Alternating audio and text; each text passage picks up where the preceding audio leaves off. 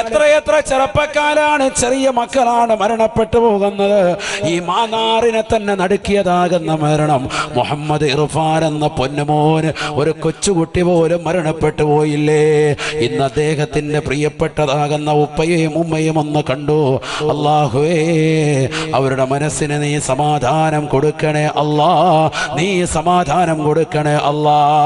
ഈ സമയത്തും ഹൃദയം വല്ലാതെ നടുങ്ങുകയാണ്, ഹൃദയം വല്ലാതെ വിറക്കുകയാണ്. മക്കളെ കുറിച്ച് പറയുമ്പോൾ വല്ലാതെ കണ്ണീരോടുകൂടി നിലകൊള്ളുന്ന മാതാപിതാക്കൾ, അല്ലാഹു അവർക്ക് നീ ക്ഷമ കൊടുക്കണേ അല്ലാ, അവരുടെ മനസ്സിന് നീ സമാധാനം കൊടുക്കണേ അല്ലാ. ഏത് സമയത്താണ് എവിടെ വെച്ചാണ് മരണം വരുന്നതെന്ന് പറയാൻ പറ്റൂല. മാന്നാർ ടൗൺ പള്ളിയിൽ ഈ വിനീതൻ കഴിഞ്ഞ 7 കൊല്ലമായിട്ട് റബീഉൽ അവ്വൽ പ്രഭാഷണത്തിൽ വരുമ്പോഴൊക്കെ ആ പൊന്നുമോൻ വന്നുകൊണ്ട് ഉസ്താദേ എനിക്ക് ഹാഫിളാകണം, എനിക്ക് ആലിമാകണമെന്ന് പറഞ്ഞ് എപ്പോഴും വാപ്പയോടൊപ്പം വന്നുകൊണ്ട് ദുആ ചെയ്യിപ്പിക്കാറുള്ള മകനാണ്. ഒരുപാട് അലിമീങ്ങളും സാദാത്യങ്ങളുമായിട്ട് ബന്ധമുള്ള കുടുംബമാണ്. എന്നിട്ടും റബ്ബ് സുബ്ഹാനഹു വ തആല ആ പൊന്നുമോനെ കൊണ്ടുപോയില്ലേ അവന്റെ ചാരത്തേക്ക്? ഇത് റബ്ബിന്റെ വിധി മാത്രമാണ്, അത് പടച്ച റബ്ബിന്റെ വിധി മാത്രമാണ്.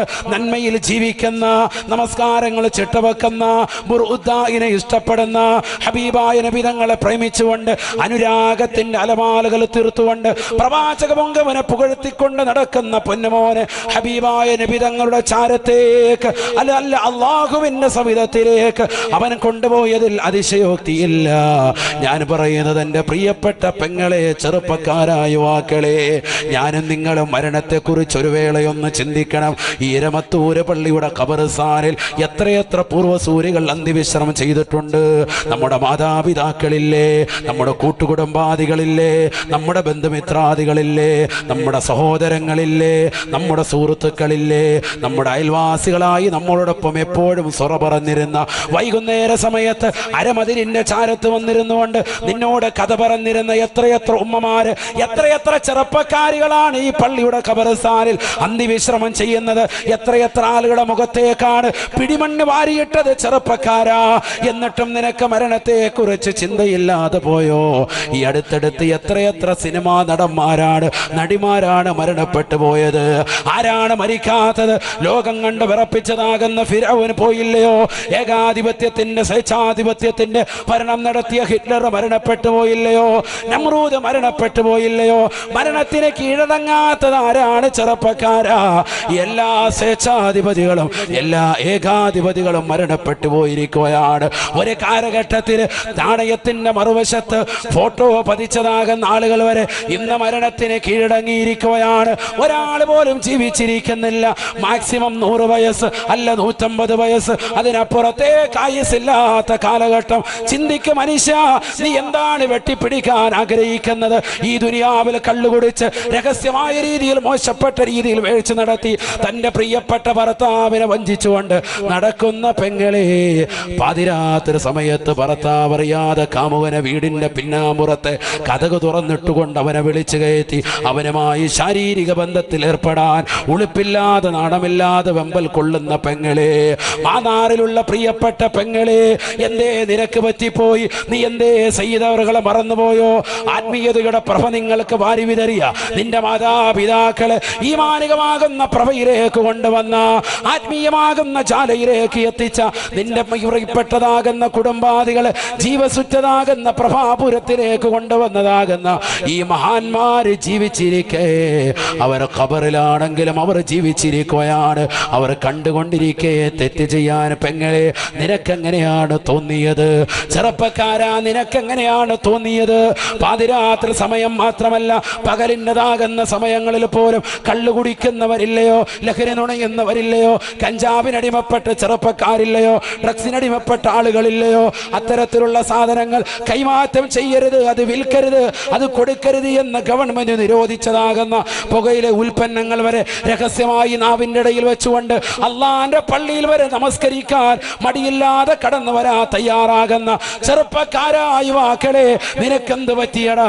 നീ എന്തുകൊണ്ടാണ് നിന്റെ ഭർത്താവിനെ, നിന്റെ ഭാര്യയെ വഞ്ചിക്കുന്നത്? ആ ഭാര്യ നിനക്ക് നൽകിയ സ്നേഹം എത്ര വലിയ ലാളിത്യത്തിന്റെ ആയിരുന്നു, എത്ര വലിയ സത്യത്തിന്റെ ധൂമായിരുന്നു. ആ സത്യത്തെ മറച്ചു വെച്ചുകൊണ്ട് നീ മോശമായ രീതിയിൽ അന്യ സ്ത്രീകളുമായി ചാറ്റിങ് നടന്നില്ലയോ? നിന്റെ മൊബൈൽ ഫോൺ അതിന് വില്ലനായില്ലയോ? നീ അള്ളാഹുവിനെ മറന്നുപോയോ? അള്ളാഹുവിന്റെ റസൂലിനെ മറന്നുപോയോ? ആ പ്രവാചകർ മുഖേന ഈ ലോകത്തേക്ക് ദഅവത്തുമായി കടന്നു വന്നതാകുന്ന അള്ളാഹുവിന്റെ ഔലിയാക്കൾ ഈ നാട്ടിലുണ്ട് എന്നുള്ള ബോധം നിനക്ക് മറന്നുപോയോ? എന്തേ ചെറുപ്പക്കാരാ നിനക്ക് സംഭവിച്ചു പോയത്? അതുകൊണ്ട് നീ മരണത്തെ കുറിച്ച് ഒരു വേളയൊന്ന് ചിന്തിക്കണം. എല്ലാം അസ്തമിക്കുകയാണ് മരണത്തിലൂടെ. ഇനി ഒരിക്കലും തിരിച്ചു വരാത്ത ലോകത്തേക്ക് പോവുകയാണ്. ഇനി ഭൗതിക ലോകത്തേക്ക് തിരിച്ചു വരില്ല. ഇനി നിന്റെ കൂട്ടുകാരിലേക്ക് അടുക്കാൻ പറ്റൂല. നിന്റെ മാതാപിതാക്കളെ ചീത്ത വിളിച്ചത്, നിന്റെ കൂട്ടുകാരെ തെറി വിളിച്ചത്, നീ സമൂഹത്തിൽ മറ്റുള്ളവരെ ഒറ്റപ്പെടുത്തിയത്, മറ്റുള്ളവരെ കുറിച്ച് പരദൂഷണം പറഞ്ഞത്, അയൽവാസികളെ കുറിച്ച് മോശത്തരം പറഞ്ഞു നടന്നത്, നമീമത്തിൽ ഏർപ്പെട്ടത്, കളവ് നടത്തിയത്, കളവ് മുതൽ മറ്റുള്ളവരുമായിട്ട് കൂടിക്കലർന്നുകൊണ്ട് ഭക്ഷിച്ചത്, എല്ലാം രേഖപ്പെടുത്തപ്പെട്ടിരിക്കുകയാണ്. ഇനി നീ മരിച്ചങ്ങ് കബറിലേക്ക് അങ്ങ് ചെല്ലുമ്പോൾ അതാ ഒരു മലക്ക് കടന്നു വരുകയാണ്. ഇസ്മുഹു റൗമാൻ. ആ മലക്കിന്റെ പേര് റൗമാൻ എന്നാണ് എന്ന് ഹബീബുനാ റസൂലുള്ളാഹി. ആ മലക്ക് വന്നുകൊണ്ട് നിന്നോട് പറയുകയാണ്, യാ അബ്ദല്ലാഹ് ഉക്തുബ അമലകാ ഉക്തുബ അമലകാ. അല്ലയോ അല്ലാഹുവിന്റെ അടിമേ, നീ നിന്റെ അമലുകളെ മുഴുവൻ രേഖപ്പെടുത്തണേ. അപ്പോഴാണ് മനുഷ്യൻ ചിന്തിക്കുന്നത്, എന്താണ് രേഖപ്പെടുത്താനുള്ളത്? ഖബറിനകത്ത് വന്നിരിക്കുന്ന മനുഷ്യനോട് 25, 35, 45, 50, 60, 70, 90, 100 കൊല്ലമൊക്കെ ഈ ദുനിയാവിൽ അടിച്ച് പൊളിച്ച് രസിച്ച് രമിച്ച് മോശമായ രീതിയിൽ കണ്ടുകൊണ്ടുപോയി, മോശമായ രീതിയിൽ കാതുകൊണ്ടുപോയി, സിനിമാറ്റിക് ഡാൻസുകൾ കണ്ടുകൊണ്ട്, സിനിമാ പാട്ടുകൾ കേട്ടുകൊണ്ട്, അശ്ലീല ലോകത്തേക്ക് കൈകൾ കൊണ്ടുപോയി, സിനിമാ ടാക്കീസിലേക്ക് കാലുകൾ കൊണ്ട് നടന്നുപോയി. അങ്ങനെ ഹറാമിലൂടെ ചിന്തിച്ച്, ഹറാമ പ്രവർത്തിച്ച്, ഹറാമായ രീതിയിൽ നടന്നു നീങ്ങിയതാകുന്ന മനുഷ്യൻ അവൻ ഖബറിൽ നിന്നുകൊണ്ട് ചിന്തിക്കുകയാണ്, എന്താണ് എഴുതേണ്ടത്? മാമഈ ദവാതുൻ വലാ ഖിർതാസ്. ഖബറിനകത്ത് നിന്നുകൊണ്ട് റഹ്മാൻ എന്ന മലക്ക് വിളിച്ചുണർത്തിയതാകുന്ന മനുഷ്യൻ പെങ്ങളെ പറയുകയാണ്, എൻ്റെ കയ്യിൽ മഷിക്കുപ്പിയില്ല, എൻ്റെ കയ്യിൽ മഷിയില്ല. മാമഈ ദവാതുൻ വലാ ഖലമുൻ വലാ ഖിർതാസ്. എഴുതാനുള്ള പേനയില്ല, എഴുതാനുള്ള കടലാസില്ല, എഴുതാനുള്ള മഷിയില്ല. അപ്പോഴാണ് അവനോട് മലക്ക് പറയുന്നത്, കലമുക ഖിർതാസുക കലമുക കലമുക ഖിർതാസുക വമിദാദുകരീഖുക വയസ്ബഉക കലമുക. നിന്റെ പേന എന്ന് പറയുന്നത് നിന്റെ വിരലിന്റെ തുഞ്ചമാണ്, നിന്റെ കഫൻ പുടവയാണ് നിനക്കുള്ളതാകുന്ന പേപ്പർ എന്ന് പറയുന്നത്. നിന്റെ വിരലിന്റെ തുഞ്ചം കൊണ്ട് നിന്റെ വായിലൂടെ ഓടിക്കളിക്കുന്ന ഉമനീരിലേക്ക് വിരലെന്ന് വെച്ചിട്ട് ആ ഉമനീര് മഷിയാക്കിയിട്ട് നിന്റെ കഫംപുടയിലേക്ക് നീ ചെയ്ത അമലുകൾ മുഴുവനും രേഖപ്പെടുത്താൻ അവനോട് പറയുമേ എന്ന് ഹബീബുനാ റസൂലുള്ളാഹി. ഇതാർക്കും അഭിപ്രായ വ്യത്യാസമില്ലാത്ത കാര്യമാണ്. ഇത് പറയുമ്പോൾ മുസ്ലിം സമുദായത്തിലെ ഒരു വിഭാഗത്തിനും അഭിപ്രായ വ്യത്യാസമില്ല. കാരണം ഇത് പഠിപ്പിച്ചത് ഹബീബാണ്, ഇത് രേഖപ്പെടുത്തി വെച്ചത് ഇബ്നു ഹജറുൽ ഹൈതമി റളിയല്ലാഹു അൻഹു അദ്ദേഹത്തിന്റെ ഫതാവയിൽ 8-ാം പേജിലാണ്. അതുകൊണ്ട് മുഅ്മിനേ, ഇത് ഖബറിൽ സംഭവിക്കുന്നതാണ്. അവൻ രേഖപ്പെടുത്താൻ വേണ്ടി ഓർക്കുകയാണ്, അല്ലാഹ് ഞാൻ എന്തൊക്കെ തെറ്റാണ് ചെയ്തു പോയത്. അപ്പോഴാണ് അവന്റെ ചെറുപ്പം മുതൽ അവന്റെ മനസ്സിന്റെ അകത്തളങ്ങളിലേക്ക് ഇങ്ങനെ കടന്നു വരുകയാണ്. വർഷങ്ങൾക്ക് മുമ്പ് അവൻ ചെയ്തു വെച്ചതാകുന്ന എല്ലാ കാര്യങ്ങളും അവന്റെ ഹൃദയത്തിലേക്ക് കടന്നു വരുകയാണ്. അവന്റെ ചെറുപ്രായത്തിൽ മുതൽ അവൻ ചെയ്തതാകുന്ന സർവ്വ തെറ്റുകുറ്റങ്ങളും കടന്നു വരുകയാണ്. അന്യന്റെ മുതൽ കട്ടെടുത്തത്, പള്ളിയിൽ പോയപ്പോൾ ചെരിപ്പടിച്ച് മാറ്റിയത്, പള്ളിയിൽ നിന്ന് ഇറങ്ങുമ്പോൾ ഇമാമിന്റെ മൊബൈൽ ഫോൺ അറിയാതെ പോക്കറ്റിലിട്ട് പോകുന്നത്, അതിന്റെ സിമ്മോരി വലിച്ചു മാറ്റിയത്, അങ്ങനെ തുടങ്ങി ചെറുപ്പത്തിൽ മുതൽ അവൻ ചെയ്തു വെച്ചതാകുന്ന എല്ലാ കളവിന്റെ ശീലങ്ങളും അവന്റെ ഹൃദയത്തിലേക്ക് വരുകയാണ്. യജമാനെ പറ്റിച്ചുകൊണ്ട് ജീവിച്ചത്, മുതലാളി അറിയാതെ ഗൾഫിൽ നിന്ന് അറബി യത്തീംഖാനയിലാക്കിയിട്ട് കിട്ടിയതാകുന്ന നാണയക്കുട്ട് കൊണ്ടുവന്ന് നാട്ടിൽ കൊണ്ടുവന്ന് സുന്ദരമായ വീട് വെച്ചുകൊണ്ട് വലിയതാകുന്ന ഗളവിളപ്പിൽ പളവിളപ്പിൽ വിരാജിച്ചത് ജനം മുഴുവനും ഞെട്ടുന്ന രീതിയിൽ മാന്നാറിന്റെ ടൗണിന്റെ പരിസരത്ത് എല്ലാവരും അന്താളിക്കുന്ന വിധത്തിൽ മനോഹരമായ ബിൽഡിംഗ് സൗധം പണിതത്, അവിടെ മനോഹരമായ കച്ചവടം തീർത്തത്, അല്ലെങ്കിൽ അത് വാടകയ്ക്ക് കൊടുത്തിട്ട് അതിൽ നിന്ന് കിട്ടുന്ന നാണയത്തൊട്ട് കൊണ്ടുവന്ന് ഇൻട്രസ്റ്റിലിട്ട് പലിശക്കിട്ടിട്ട് അതുകൊണ്ട് ജീവിതം മുന്നോട്ട് കൊണ്ടുപോയത്. അങ്ങനെ ജീവിതത്തിൽ അവൻ ചെയ്ത സർവ്വ തെറ്റുകളും, അവൻ കള്ളു കുടിച്ചത്, അവൻ വ്യഭിചരിച്ചത്, അവൻ സിനിമ കണ്ടത്, അവൻ സീരിയൽ കണ്ടത്, പാതിരാത്രി സമയത്ത് ആരോരും അറിയാതെ ഇന്റർനെറ്റ് കണക്ഷൻ, വൈഫൈ കണക്ഷൻ മാതാപിതാക്കൾ മക്കൾക്ക് കൊടുത്തത് വിദ്യാഭ്യാസത്തിനാണ് എങ്കിൽ വാപ്പ അറിയാതെ ഉമ്മ അറിയാതെ രഹസ്യമായി ആ വൈഫൈ നെറ്റിലൂടെ മോശപ്പെട്ട തലത്തിലേക്ക് തൻ്റെ കണ്ണുകൊണ്ടുപോയത്, തൻ്റെ കാമുകനുമായി വീഡിയോ കോൾ ചാറ്റ് ചെയ്തത്, എല്ലാം അവൾ ഓർക്കുകയാണ്, എല്ലാം അവൻ്റെ മനസ്സിലേക്ക് വരുകയാണ്. ഞാനിത് പറയുമ്പോൾ നിങ്ങൾ ഓരോരുത്തരുടെയും ഹൃദയത്തിലേക്ക് നിങ്ങൾ ചെറുപ്പത്തിൽ ചെയ്തു വെച്ചതാകുന്ന ഏതൊക്കെ വലിയ തെറ്റുകളുണ്ടോ, ഏതൊക്കെ ചെറിയ തെറ്റുകളുണ്ടോ നിങ്ങളുടെ ഹൃദയത്തിലേക്ക് ഇപ്പോൾ കടന്നു വരുന്നില്ലേ? ആ തെറ്റുകൾ മുഴുവനും ഓരോന്നോരോന്നായി രേഖപ്പെടുത്തുകയാണ്. സിഗരറ്റ് വലിച്ചത്, സിനിമ കണ്ടത്, മറ്റുള്ളവരെ മോശപ്പെട്ട രീതിയിൽ തിയേറ്ററിൽ കൊണ്ടുപോയി അവൻ്റെ ടിക്കറ്റിൻ്റെ കാശെടുത്തു കൊടുത്തുകൊണ്ട് അവനെയും പിഴപ്പിച്ചത്, എങ്ങനെയാണ് വീട് വലിപ്പിക്കേണ്ടതെന്ന് മറ്റുള്ളവനെ പഠിപ്പിച്ചത്, ഏത് വിരലാണ് ഇടയിൽ വെക്കേണ്ടതെന്ന് പഠിപ്പിച്ചത്, എങ്ങനെയാണ് വലിക്കേണ്ടതെന്ന് പഠിപ്പിച്ചത്, ഏത് രീതിയിൽ മൂക്കിലൂടെ ബഫ് വിടാമെന്ന് പഠിപ്പിച്ചത്. ഇങ്ങനെയെല്ലാം നിന്റെ ജീവിതത്തിൽ ചെയ്തതാകുന്ന സർവ്വ തെറ്റുകുറ്റങ്ങൾ മുഴുവനും എല്ലാം നീ അടയാളപ്പെടുത്തുകയാണ്.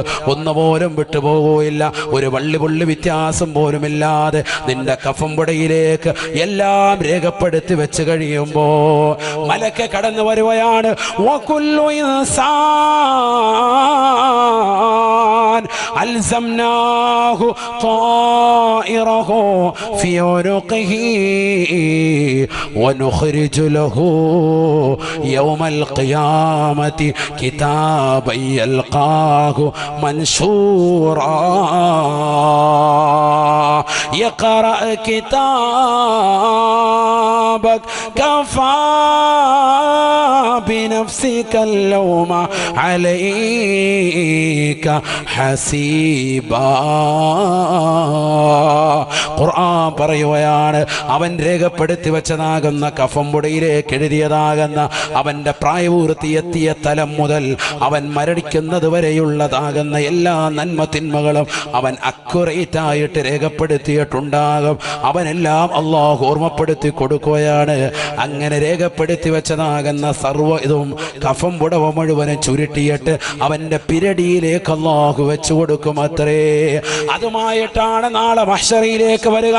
നാളെ മഹ്ശറിലേക്ക് വരുമ്പോൾ വിവസ്ത്രനാണ്, ഹുഫാതൻ ഉറാതൻ ഉറലാ, മറക്കപ്പുറത്ത് മറച്ചിരിക്കുന്ന പെങ്ങളെ, ശരീരത്തിന്റെ ന്യൂനതകളും നഗ്നതകളും മറച്ചു പിടിച്ചിരിക്കുന്ന പെങ്ങളെ, നാളെ നിങ്ങൾ ഖബറിൽ നിന്ന് മഹ്ശറിലേക്ക് തെളിക്കപ്പെടുക. എന്നെയും നിങ്ങളെയും ഹുഫാതൻ ഉറാതൻ ഉറലാ, ശരീരത്തിൽ നൂലിര പോലും വസ്ത്രമില്ലാതെയാണ് ഇന്ന് നിങ്ങൾ 3 തുണ കഫം പുടവ ചുറ്റി നിസ്കാരക്കുപ്പായം ഇടിയിച്ചു, എല്ലാ നിലയ്ക്കും കഫം പുടവ അടക്കിയതാകുന്ന പെങ്ങളെ, നിന്നെ നാളെ കൊണ്ടുവരുന്നത് ഇതൊന്നുമില്ല. ഹുഫാതൻ ഉറാതൻ ഉറലാ, നഗ്നപാതകരായി, ചെരുപ്പില്ലാത്തവരായി, വസ്ത്രമില്ലാത്തവരായി അള്ളാഹുവിൻ്റെ ദർബാറിലേക്ക് കൊണ്ടുവരപ്പെടുമത്രേ. അന്ന് പടച്ചറപ്പിൻ്റെ മുന്നിൽ കൊണ്ടുവരുകയാണ്. അന്നാണ് അവരുടെ കൈകളിലേക്ക് കിതാബ് നൽകുന്നത്. വലത് കൈയിലാണ് നൽകപ്പെട്ടതെങ്കിൽ രക്ഷപ്പെട്ടുപോയി, ഇടത് കൈയിലാണ് എങ്കിൽ വിപത്തായി പോയി. ഈ എഴുതപ്പെട്ടത് സർവ്വതും രേഖപ്പെടുത്തിയിട്ട് കോർവ ചെയ്ത് കിതാബാക്കിയിട്ട് നിന്റെ കൈകളിലേക്ക് ഏൽപ്പിക്കുകയാണ്. ഇഖ്റ കിതാബക്, ഈ കിതാബ് ഒന്ന് വായിക്കണേ. ദുനിയാവിൽ ഒരുപാട് പൈങ്കിളി പുസ്തകങ്ങൾ വായിച്ചവനല്ലേ? മാതാപിതാക്കൾ പഠിക്കാൻ വേണ്ടി റൂമിലേക്ക് വിട്ടപ്പോൾ ലാപ്ടോപ്പിലൂടെ മൊഞ്ചത്തിയെ കണ്ടുകൊണ്ട് വീഡിയോ ചാറ്റിംഗ് ചെയ്ത ചെറുപ്പക്കാരനല്ലേ? വാപ്പയറിയാതെ ഉമ്മയറിയാതെ അന്യ പുരുഷന്മാരുമായി രഹസ്യമായി ചാറ്റിംഗ് ചെയ്ത പെങ്ങളല്ലേ? ഇഖ്റ കിതാബക്, നിന്റെ ഈ കിതാബൊന്ന് വായിക്കണേ. നിന്റെ ചെറുപ്പകാലഘട്ടം മുതൽ നീ പ്രായാധിക സമയത്ത് ചെയ്തു കൂട്ടിയതാകുന്ന എല്ലാ മോശത്തരങ്ങളും രേഖപ്പെടുത്തി വെച്ചിട്ടുള്ള കിതാബാണ്. കഫാ ബിനഫ്സിക ലൗമ അലൈക ഹസീബാ. അന്ന് നിനക്ക് ഏറ്റവും മതിയായത് അതുമാത്രമാണ്. നിന്റെ എല്ലാ അഹങ്കാരങ്ങളും കെട്ടടങ്ങുകയാണ്. നീ വലിയ വ്യക്തിത്വമായി ദുനിയാവിൽ ജീവിച്ചവനാണ്. എല്ലാം സമൂഹത്തിൽ ഇല്ലാതാവുകയാണ്. കാരണം എരമല്ലൂരിലുള്ളതാകുന്ന ആളുകൾ മാത്രമല്ല, എരമത്തൂരിലുള്ള ജനങ്ങൾ മാത്രമല്ല, ഇതിൻ്റെ പരിസരങ്ങളിലുള്ളതാകുന്ന വിശ്വാസികൾ മാത്രമല്ല, ഇതിൻ്റെ പരിസരങ്ങളിലുള്ളതാകുന്ന ഇതര സമുദായത്തിലെ സഹോദര സഹോദരിമാർ മാത്രമല്ല, നിന്നെ അറിയുന്നവരായിട്ടുള്ള നിന്റെ മാതാപിതാക്കൾ കഴിഞ്ഞുപോയ സമൂഹവും വരാനിരിക്കുന്ന ജനകോടികളും ഈ പള്ളിയുടെ ചുറ്റുവട്ടത്തന്തി വിശ്രമം ചെയ്യുന്ന കോടാനുകോടി ജനങ്ങളും ഇനി വരാനിരിക്കുന്ന ജനകോടികളും എല്ലാവരും നിലകൊള്ളുന്ന മഹ്ശറയിൽ നിന്റെ കിതാബങ്ങ് വായിക്കപ്പെടുകയാണ്.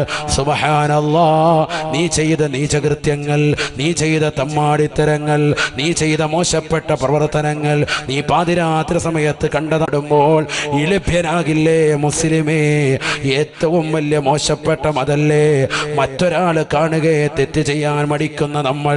ഒരാൾ നമ്മുടെ മുന്നിൽ നിപ്പുണ്ട് എങ്കിൽ സിഗരറ്റ് വലിക്കാൻ മടിക്കുന്നതാകുന്ന ചെറുപ്പക്കാരാണ്, കള്ളു കുടിക്കാൻ മടിക്കുന്ന ചെറുപ്പക്കാരാണ്. എന്നാൽ കോടാനുകോടി ജനങ്ങൾക്ക് മുന്നിൽ നിന്നുകൊണ്ട് നിന്റെ നന്മത്തിന്മകളെ മുഴുവനും വായിക്കുകയാണ്. അതിൽ നന്മകൾ നന്നേ കുറവാണ്. കാരണം സുബഹി നിനക്ക് കറക്റ്റല്ല. ഇരമല്ലിക്കുമ്പോൾ നിന്നെ എവിടെ എറിയണമെന്ന് റബ്ബ് തീരുമാനിക്കും. വംതാസുൽ ലൗമ അയ്യുഹൽ മുജ്രിമൂൻ, നിങ്ങളൊന്ന് മാറി നിൽക്കണേ തമ്മാടികളെ.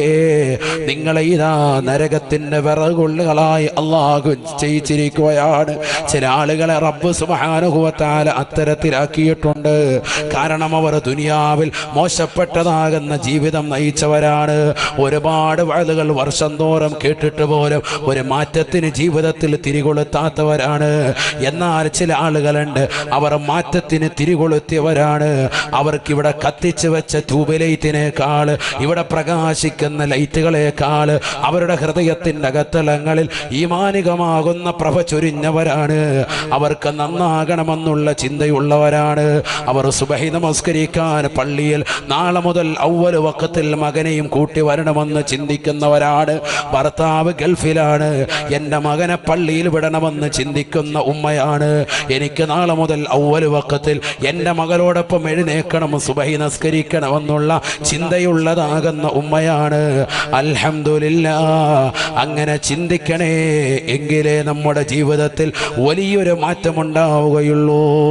അതുകൊണ്ട് തന്നെയാണ് ഹബീബായ നബി തങ്ങൾ പറയുന്നത്, റഖീബ് അതീദ് എന്ന് പറയുന്ന മലക്കുകൾ നിനക്കുള്ള രണ്ടാമത്തെ ക്യാമറയാണ് എങ്കിൽ മൂന്നാമത്തെ ക്യാമറ ആ മലക്കുകളെ അല്ലാഹു ചേഞ്ച് ചെയ്യുന്നുണ്ട് എന്ന് ഹബീബുനാ റസൂലുള്ളാഹി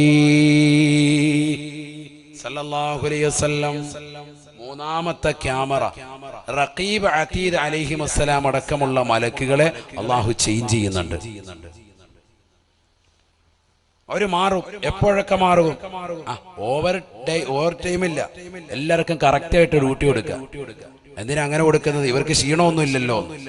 അവരോടൊപ്പമുള്ളതാകുന്ന മലക്കുകളെ അള്ളാഹു ഇങ്ങനെ ചേഞ്ച് ചെയ്തുകൊണ്ടേയിരിക്കും. മലക്കുകൾക്ക് ക്ഷീണമില്ല, ഭക്ഷണം കഴിക്കണ്ട, ഒന്നും വേണ്ട, ഉറക്കം വേണ്ട, ഒന്നുമില്ല. അങ്ങനത്തെ സൃഷ്ടിപ്പാണ്. പക്ഷെ അള്ളാഹു സുബ്ഹാനഹു വ തആല മനുഷ്യനോടുള്ള ബഹുമാന ആദരവുകൾ സൂചകമായിട്ട് ഇങ്ങനെ ചേഞ്ച് ചെയ്തുകൊണ്ടേയിരിക്കും മലക്കുകളെ. സുബഹിക്ക് ഒരു വിഭാഗം മലക്ക് വരും, എന്നിട്ട് പള്ളിയിൽ വന്ന് ജമാഅത്തായി നിസ്കരിക്കുന്നവരോടൊപ്പം അവർ ജമാഅത്തിൽ പങ്കാളികളാവും. സുബഹി നിസ്കരിക്കും, ജമാഅത്തിലുണ്ടാവും ആ മലക്കുകൾ. സുബഹി കഴിഞ്ഞാൽ ഉടനെ അവർ എല്ലാ നന്മത്തിനുമുകൾ രേഖപ്പെടുത്താൻ തുടങ്ങും. ഏതുവരെ? ഇലൽ അസ്രി, അസ്ർ വരെ ഈ മലക്കുകൾ രേഖപ്പെടുത്തും. അസർ നിസ്കാരമാകുമ്പോ മറ്റൊരു വിഭാഗം മലക്ക് വരും. ഹദീസാണ്, നബി തങ്ങൾ പറഞ്ഞതാണ് സല്ലല്ലാഹു അലൈഹി വസല്ലം. ആ മലക്കുകൾ വന്നിട്ടോ അവർ ഇവരോടൊപ്പം തന്നെ മോമിനികളാകുന്ന ആളുകൾ പള്ളിയിലുണ്ട്. അസർ നിസ്കരിക്കാൻ വന്നവർ, ആ അസർ നിസ്കരിക്കാൻ വന്നവരോടൊപ്പം ഇവരും അസർ നിസ്കരിക്കും.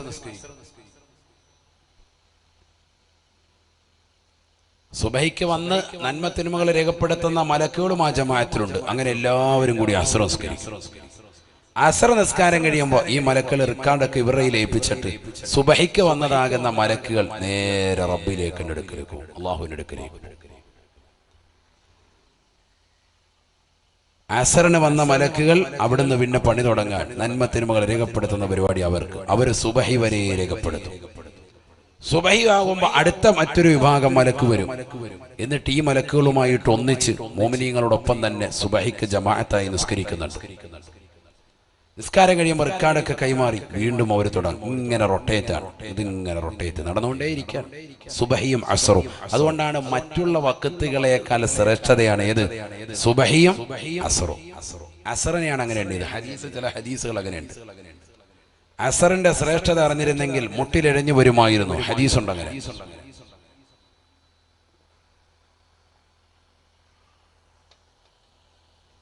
എല്ലാവരുടെയും കയ്യിൽ ഒരു കവർ ഏൽപ്പിക്കും. നാളെ തങ്ങൾ വരുമ്പോൾ ഇൻഷാ എല്ലാവരും നല്ലൊരു സംഖ്യ ഇൻഷാ അല്ലാഹു കബൂലാക്കുമാറാവട്ടെ. നാളെയാണ് ഏറ്റവും അതിപ്രധാനമായ ദിവസം, സയ്യിദവറുകൾ വരുന്ന ദിവസം. ആ കവർ ഇൻഷാ അല്ലാഹ് എല്ലാവർക്കും നൽകും കേട്ടോ. എല്ലാവരും കൊണ്ടുപോകണം. അത് നാളെ തന്നെ എല്ലാവരും നല്ലൊരു തുക ഇട്ട് തിരിച്ചേൽപ്പിക്കണം. അത് അടുത്ത ഞായറാഴ്ച കല്യാണം ഉണ്ട് ഉസ്താദേ, റാഹത്തെ ഒരു കവർ വാങ്ങിക്കണമെന്ന് പറഞ്ഞിരിക്കുകയായിരുന്നു. ഈ കവർ കൊണ്ടുവെക്കാൻ അങ്ങനെ കൊണ്ടുവെക്കല്ലേ, കൊണ്ടുവന്നേണോ. അള്ളാഹു ബർക്കത്ത് ചെയ്യട്ടെ, അള്ളാഹു ബർക്കത്ത് ചൊരിയട്ടെ അല്ലേ. പറഞ്ഞില്ലെങ്കിൽ അങ്ങനെ അള്ളാഹു നമ്മളെ സ്വീകരിക്കുമാറാവട്ടെ, കബൂൽ ചെയ്ത് അനുഗ്രഹിക്കട്ടെ. അപ്പൊ അങ്ങനെ ചില മലക്കുകളുണ്ട്. അവരാണ് മൂന്നാമത്തെ കൂട്ടർ. അവർ മൂന്നാമത്തെ ക്യാമറകളാണ്. അവരൊരുപാട് പേരുണ്ട്. ഖുർആൻ എത്ര പേരാണെന്ന് എണ്ണം പറഞ്ഞിട്ടില്ല. ഹദീസ് ഇങ്ങനെയാണ്. ഞാൻ ഹദീസ് ഒന്ന് ഓതി പറയാം, ശ്രദ്ധിച്ചോ. എന്തിനാ ഈ ആയത്തു ഹദീസൊക്കെ ഓതി പറയുന്നത്? ഒന്നുകൂടെ വിശ്വാസം ഉറയ്ക്കാൻ വേണ്ടിയാണ്. വേഗം നിർത്തും. ഇനി 2 ക്യാമറയും കൂടെ ഉള്ളു. വേഗം പറഞ്ഞങ്ങ് നിർത്തും. മൊത്തം എത്ര ക്യാമറയാണ്? ഒന്നാമത്തെ ക്യാമറ ആരാൻ? 2. ആശാനോ? റഖീബ് അത്തീദ്. മാഷാ അല്ലാഹ്. മോന്റെ പേരെന്താ? പറഞ്ഞോ, പേര് പറഞ്ഞോ. യാസീൻ. മാഷാ അല്ലാഹ്. അല്ലാഹു ബർക്കത്ത് ചെയ്യട്ടെ. നമ്മുടെ മക്കളെയൊക്കെ അല്ലാഹു സാലിഹീൻ ഉൾപ്പെടുത്തട്ടെ. ഇവിടെ ശ്രദ്ധിക്കും. بسم الله. قال رسول الله صلى الله عليه وسلم يتعاقب فيكم ملائكة بالليل وملائكة بالنهار يجتمعون في صلاة العصر وفي صلاة الصبح صدق رسول الله. حبيبنا رسول الله صلى الله عليه وسلم തങ്ങൾ പറയുകയാണ്, يتعاقب فيكم ملائكة بالليل وملائكة بالنهار. പകലിൽ ചില മലക്ക് ഇറങ്ങി വരും സുബഹിയുടെ സമയത്ത്. വമലായികത്തും ബിലും ചില മലക്കുകൾ അടങ്ങി. അത് പരിശുദ്ധമായ സുബഹിയുടെ സമയത്തും അസറിന്റെ സമയത്തുമാണ്. സുബഹിയുടെ സമയത്ത് രാത്രിയിൽ ചില മലക്കുകൾ ഇറങ്ങി വരും. അസറിന്റെ സമയത്ത് പകലിൽ ചില മലക്കുകൾ. ഞങ്ങൾ അങ്ങോട്ട് ചെല്ലുമ്പോഴും അവർ നിസ്കാരത്തിലായിരുന്നു അല്ലാ. അവർ സുബഹി നിസ്കരിക്കുകയായിരുന്നു അല്ലാ. സുബഹി മുതൽ അസർ വരെ നന്മ തിന്മകൾ രേഖപ്പെടുത്തിയിട്ട് ഞങ്ങൾ തിരിച്ചു പോഴുമ്പോഴും വതറക്കിനാഹും വഹും യുസല്ലൂന യാ അല്ലാ. നിസ്കരിക്കുന്ന ആളുകളെ പറ്റി മലക്കുകൾ റബ്ബിന്റെ അടുക്കൽ നന്മ പറയുകയാണ്. ഞങ്ങൾ തിരിച്ചു വരുമ്പോഴും അവർ അസർ നിസ്കരിക്കുകയായിരുന്നു റബ്ബേ.